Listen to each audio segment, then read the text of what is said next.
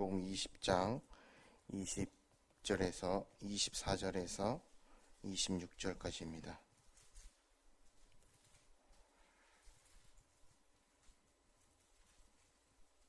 요한복음 21장 28절 29절 말씀만 보겠습니다. 28절 29절 말씀, 21장 29절 28절 29절, 요한복음 21장입니다. 20장 요한복음 20장 요한복음 20장 28절 29절입니다. 요한복음 20장 28절 29절 말씀 한 목소리로 같이 읽겠습니다. 도마가 대답하여 이르되 나의 주님이시요 나의 하나님이시니이다. 예수께서 이르시되 너는 나를 본 고로 믿느냐? 보지 못하고 믿는 자들은 복되도다 하시니라. 아멘.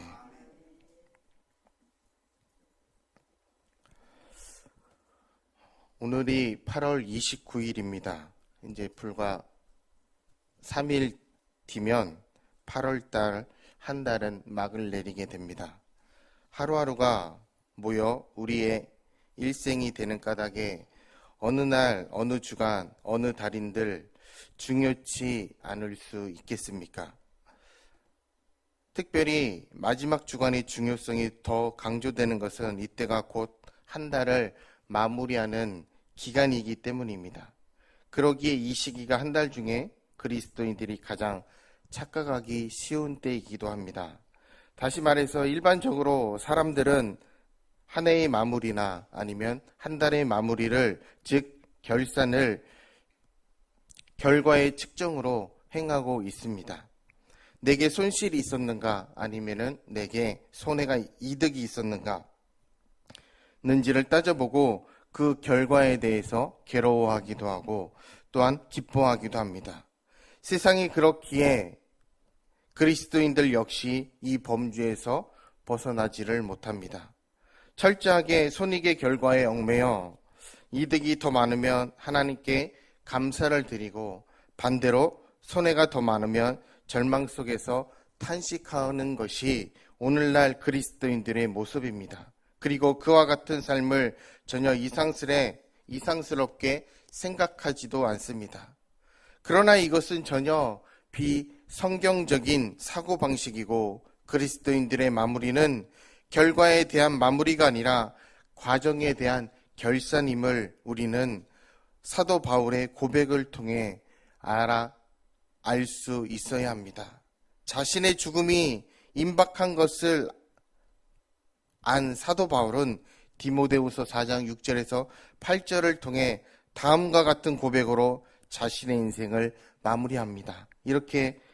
이런 말씀입니다. 관제와 같이 벌써 내가 부음이 되고 나의 떠날 기약이 가까웠도다. 내가 선한 싸움을 다 싸우고 나의 달려갈 길을 마치고 믿음을 지켰으니 이제후로는 나를 위하여 의의 면류관이 되었으므로 주 곧 의로우신 재판장이 그날에 내게 주실 것이니 내게만 아니라 주의 나타나심을 사모하는 모든 자에게니라. 관제란 제물의 피를 한 방울도 남김없이 온전히 제단에 쏘아 붓는 것을 의미합니다. 바울은 그와 같이 자신의 인생을 하나님께 완전히 부어드렸다고 고백합니다. 또한 한평생 진리를 위한 싸움을 싸웠고 달려가야 할 진리의 길을 중단 없이 달렸으며 어떤 어려운 상황 속에서도 그 믿음을 지켰다고 고백하고 있습니다. 그런데 그와 같은 삶을 살아온 사도 바울에게 지금 주어진 결과란 도대체 무엇입니까? 사지에 묶인 쇠사슬이고 로마의 토굴의 감방에 있고 사형, 그것도 무서운 참수형이었습니다. 적어도 겉으로는 얻는 것이 하나도 없었습니다. 아니, 모든 것을 사도 바울은 잃었다고 생각했습니다. 철저하게 빈손이었습니다.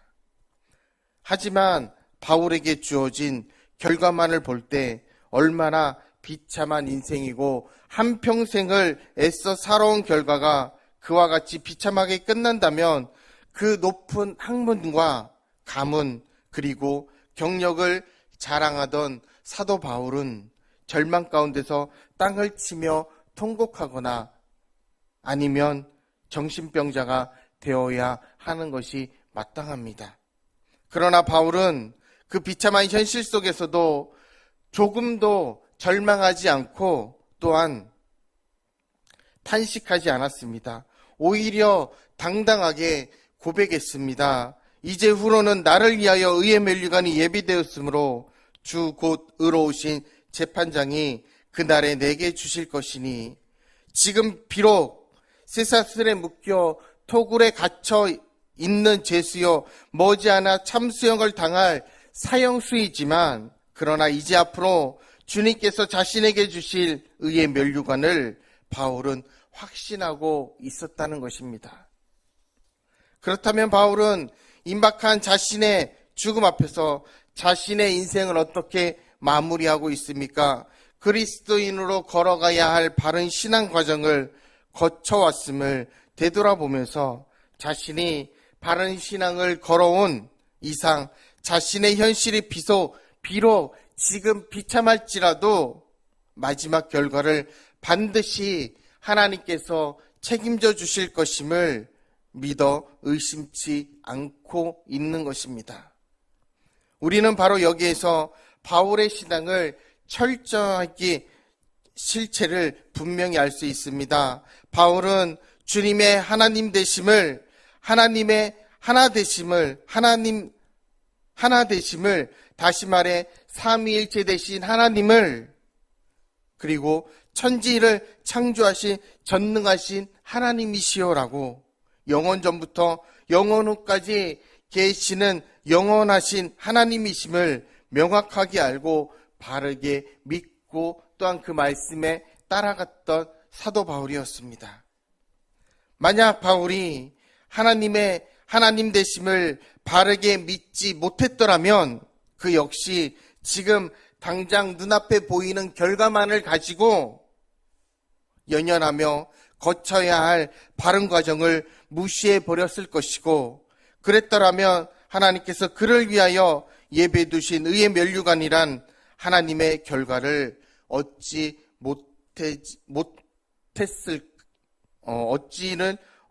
못했을 수도 있습니다.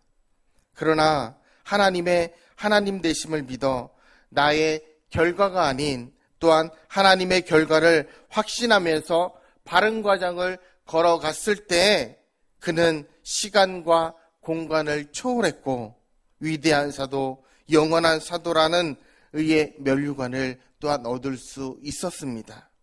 그래서 바울은 우리에게 이렇게 증거하고 있습니다. 이제후로는 나를 위하여 의의 면류관이 예비되었으므로 주 곧 의로우신 재판장이 그날에 내게 주실 것이니 내게만 아니라 주의 나타나심을 사모하는 모든 자에게니라. 하나님의 하나님 되심을 바르게 믿는 자로서 거쳐야 할 과정을 제대로 거쳐야 한다는 권면입니다.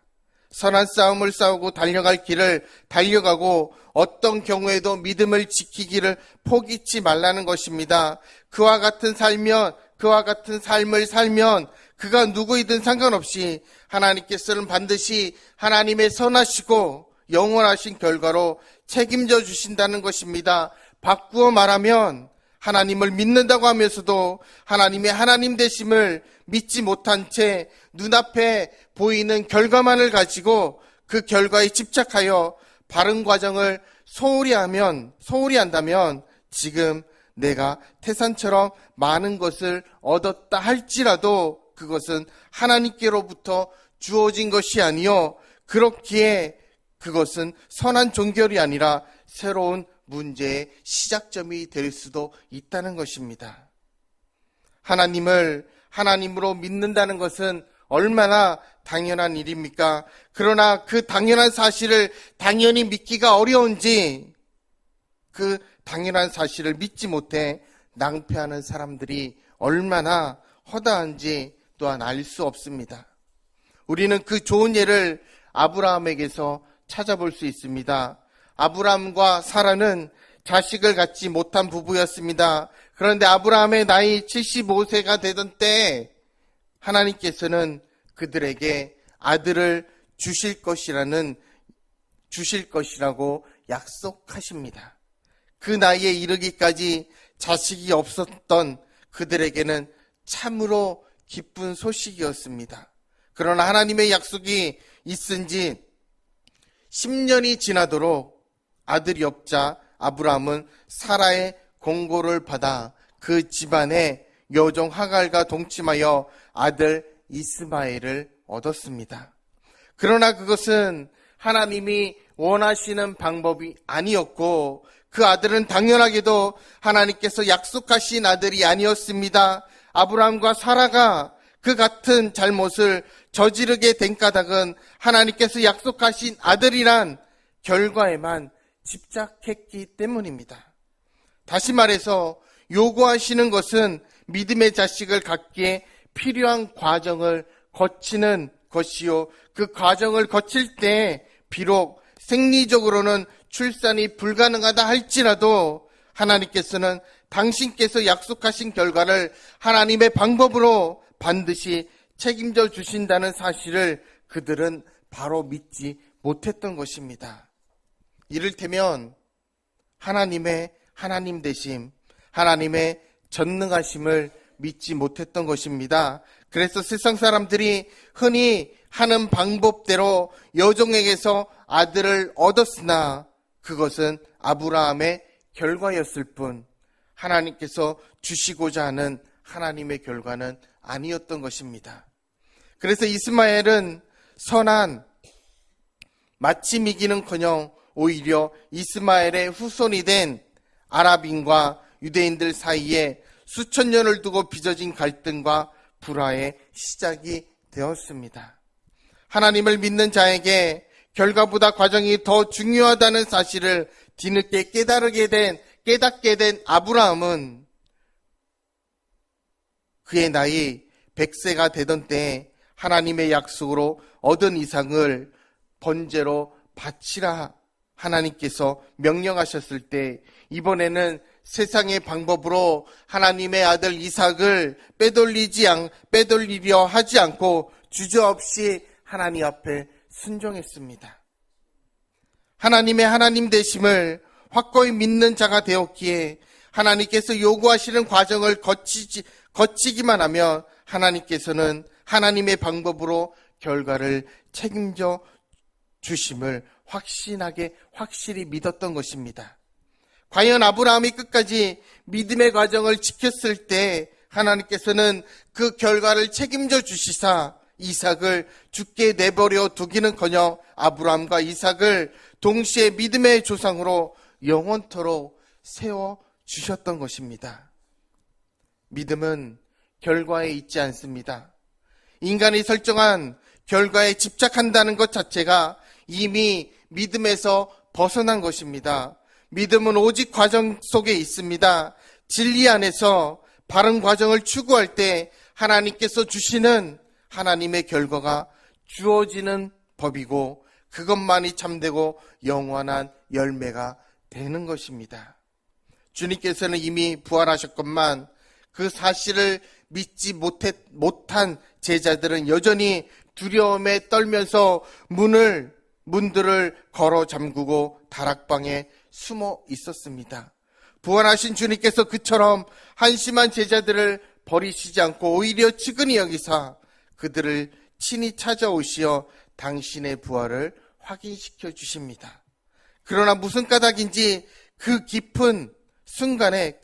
뜻깊은 순간에 예수님의 제자 중 도마만은 그 역사적인 현장에 있지를 않습니다. 그래서 도마는 우리가 부활하신 주님을 배웠다는 그 다른 제자들의 말을 믿으려 들지 않았습니다. 죽은 사람이 그것도 시신이 무덤에 장사된 지 사흘 만에 다시 살아난다는 것은 상식적으로 있을 수 없는 일이라고 이 도마는 생각했던 것입니다. 도마는 예수님께서 설령 부활했다 할지라도 그분의 직접적인 사인이 되었던 못자국과 창자국에 자신의 손가락을 넣어보지 않고서는 결코 믿을 수 없노라고 단언했습니다. 그로부터 여드레 후 제자들을 다시 찾아오신 주님께서는 그곳에 함께 있는 도마를 발견하시고 도마에게 다가가 당신의 못자국과 창자국을 보여주시면서 도마가 요구했던 대로 도마의 손가락으로 확인해 볼 것을 허락하셨습니다.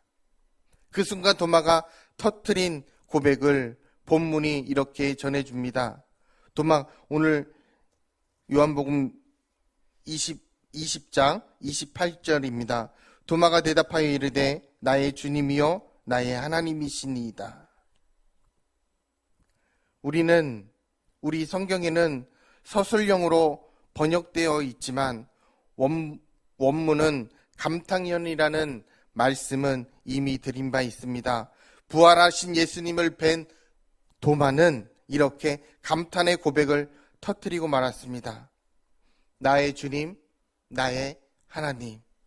여기에서 중요한 것은 당신은 부활하신 주님이심이 틀림없다고만 도마가 고백하는 것이 고백하는 것이 아니라는 사실입니다. 사실은 죽은 사람이 다시 깨어난다는 것은 요즘에도 있을 수 있는 일이며 긴 안목에서 볼 때 그것 자체로는 대단한 일이 아닙니다. 만약 다시 사신 주님을 만나 뵌 도마가 당신은 부활하신 주님의 틀림없다고 고백하기만 했다면 그의 고백은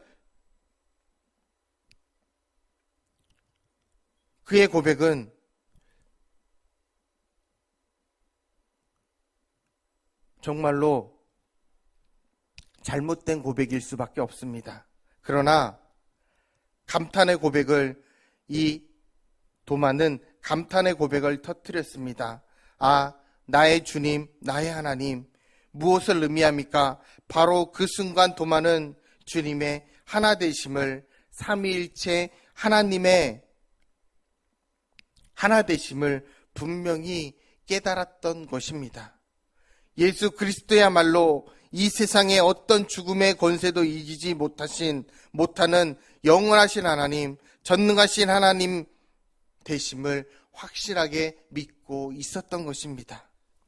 도마의 나의 주님, 나의 하나님이란 이 고백이 중요할 수밖에 없음은 이 고백과 더불어 이 순간부터 도마는 결과에 집착하는 사람에서부터 과정을 중요시하는 사람으로 새롭게 변화되었던 것입니다. 도마는 예수님의 십자가에 못 박혀 돌아가심이란 눈앞의 결과로 인해 마지막 순간 예수님을 버리고 도망치는 배신자 신세가 되고 말았습니다. 그 결과에 예언했기 때문에 주님께서 부활하셨음에도 문들을 걸어 잠근 채 두려움에 떨어야만 했습니다. 그 결과에만 집착했기 때문에 부활하신 예수님을 배웠다는 제자들의 증언을 믿을 수가 없었던 것이고, 말하자면 십자가에서 돌아가신 예수님, 그분의 하나님 되심을 알지도 믿지도 못했던 것입니다. 그러나 부활하신 주님의 하나님 되심을 확인한 이 순간부터 도마는 진리의 선한 싸움을 싸우며 살았고, 그리스도인으로서 달려가야 할 진리의 길을 결코 중도에서 포기하지 않았습니다.